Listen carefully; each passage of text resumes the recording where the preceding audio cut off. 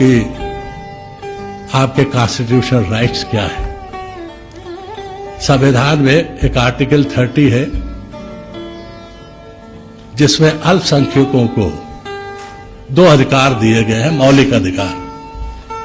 पहला ये कि वो अपनी मर्जी की संस्थाएं, शैक्षिक संस्थाएं कायम कर सकते हैं, और दूसरा ये कि उनका प्रशासन भी अपने हाथ में रख सकते हैं और सरकार को इसमें दखल देने का कोई भी अधिकार नहीं होगा। आर्टिकल 30 वो आर्टिकल है कि अगर पार्लियामेंट भी चाहे तो उसको अमेंड नहीं कर सकती, ऐसा सुप्रीम कोर्ट ने कहा।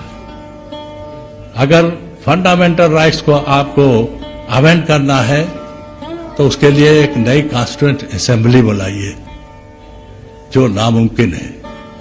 इसलिए इतना बड़ा मौलिक अधिकार आपको प्राप्त होता है। अब सवाल यह होता है कि वो कहते हैं कि साहब क्या फायदा होगा। अब फायदा यह होगा कि अगर आपको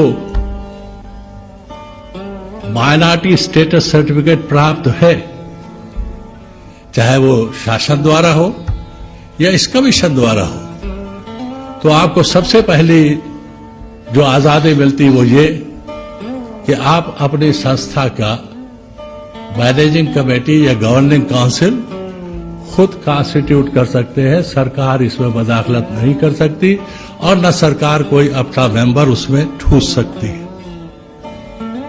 दूसरी आजादी आपको यह मिलती है कि आप अपनी संस्था के लिए एक रीजनेबल फी स्ट्रक्चर भी खड़ा कर सकते हैं। सरकार इसमें भी मदाखलत नहीं कर सकती है, बशर्ते कि वो रीजनेबल हो, कैपिटेशन नहीं होना चाहिए।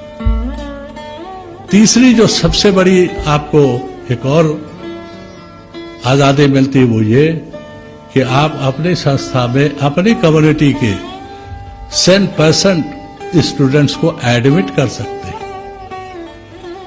लेकिन अगर आप शासन से कोई माली इमदाद ले रहे हैं, सहायता ले रहे हैं, तो हमारे कॉन्स्टिट्यूशन में एक आर्टिकल है 29 सब आर्टिकल 2 जो आप पर यह लाजिम करती है कि आप नॉन माइनॉरिटी स्टूडेंट्स को भी एक रीजनेबल एक्सटेंट तक एडमिट कर सकते हैं, पर उनकी संख्या इतनी नहीं होना चाहिए कि वो आपके माइनॉरिटी स्टेटस को ही खा जाए या खत्म कर दें। एक बात और याद रखिए कि माइनॉरिटी स्टेटस प्राप्त करने से, वो सरकारी सहायता प्राप्त करने से आपका माइनॉरिटी स्टेटस खत्म नहीं होता है, वो इंटैक्ट रहता है।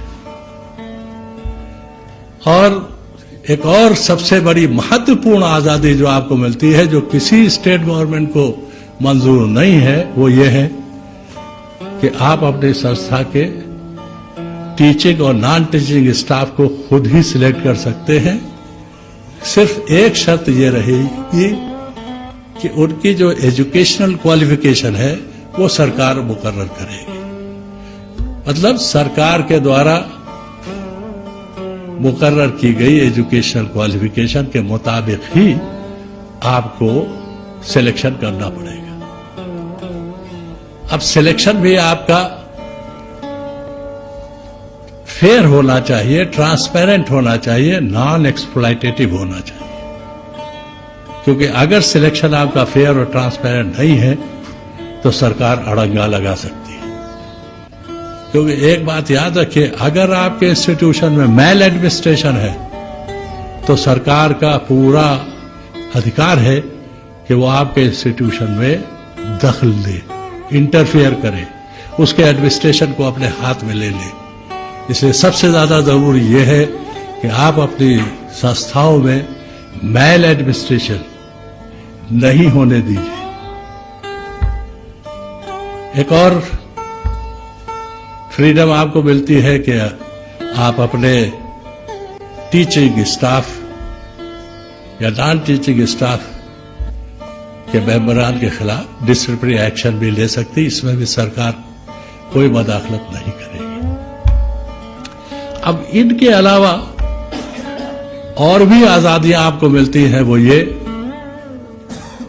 कि राइट टू एजुकेशन एक्ट एक माइनॉरिटी इंस्टीट्यूशन पे लागू नहीं होता है।